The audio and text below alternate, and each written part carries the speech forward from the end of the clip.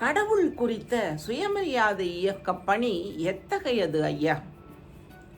சுயமரியாதை இயக்கத்தின் அடிப்படை தத்துவம் என்ன?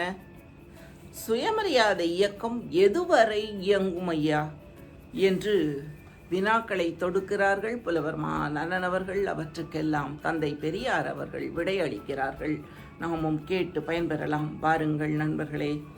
புரிந்து கொள்ள முடியாத வேதாந்த விசாரணைகளில் ஒளிந்து கொண்டிருக்கிற கடவுளை புரிந்து கொள்ளுகிற எளிய நடைக்கு கொண்டு வருவதுதான் சுயமரியாதை இயக்கத்தின் முக்கிய பணி. சுயமரியாதை இயக்கத்தின் அடிப்படை தத்துவமும் கடைசி எல்லையும் மனித சமுதாயத்திலே, பொருளாதாரத்திலே, வாழ்க்கை தரத்திலே எதிலேயும் பேதம் இல்லாமல் இருக்க வேண்டும். அந்த பேதம் ஒழிய முதலில் மனிதனுக்கு கடவுள் உணர்ச்சி ஒழிய வேண்டும்.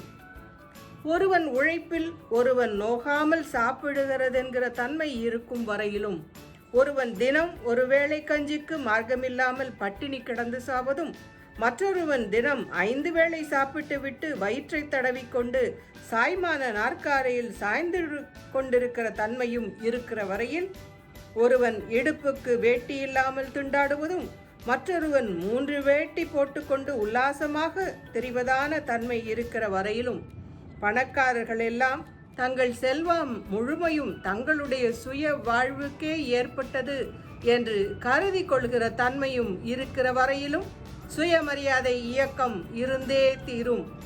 மேற்கண்ட தன்மைகள் ஒழியும் வரை இவ்வியக்கத்தை ஒழிக்க இந்த உலகத்தில் யாராலும் முடியாதென்பதே நமது உறுதி.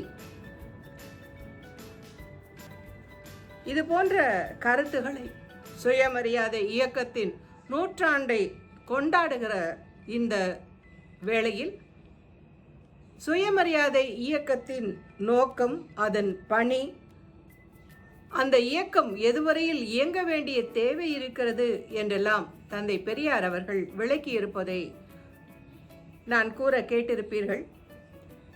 இந்த கருத்துகள் எல்லாம் தந்தை பெரியாருடையவை.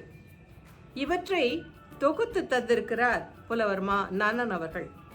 பெரியாரை கேளுங்கள் என்ற தம்முடைய நூலில் தந்தை பெரியார் அவரின் கருத்துகளுக்கு வினாக்களை அமைத்து வினா விடை முறையில் அருமையாக இந்த நூலை உருவாக்கி இருக்கிறார்கள்.